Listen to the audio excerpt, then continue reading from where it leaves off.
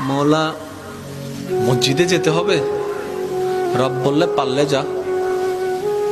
মওলা এই টাইমে মসজিদে গেলে তো আমারে দৌড়ে ফিটাবে। বুঝেন না কেন?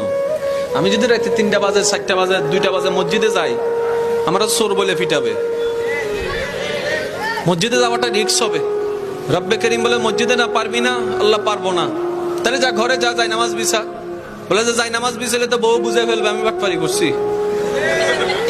কথা বলেন না কেন? মওলা বউ বুঝে ফেলবে, মা বুঝে ফেলবে, নিশ্চয় কোন একটা অঘটন ঘটাইছি, সেজন্য যাই নামাজে বসে কান্না করছি, তাহলে তো ইজ্জত ফানসার। রব্বে করিম বলে মসজিদেও পারবি না, যাই নামাজে পারবি না। মওলা কেমন জানি লাগছে। রব্বে করিম বলে ঠিক আছে, আমি আল্লাহ কতটুক মায়া মোহাব্বত করি তোকে, তুই তো বুঝতে পারস নি এতদিন, আজকে বুঝার চেষ্টা কর। মসজিদে যাওয়া লাগবে না, যাই নামাজ বিছানো লাগবে না, ওযু করা লাগবে না। তোর যদি এতই প্রবলেম হয়, জবানটাও খোলা লাগবে না। মন থেকে তুই একবার আমাকে ডাক দে, একবার ডাক দে, একবার বল রহমান মাফ করে দাও, রহিম মাফ করে দাও। তোর মনের অবস্থা আমি রব্বে করিম শুনে, ইন্নাল্লাহ ইয়াগফিরুজ যুনুবা জামিয়া, তোর সারা জীবনের গুনাহকে মাফ করতে রাজি।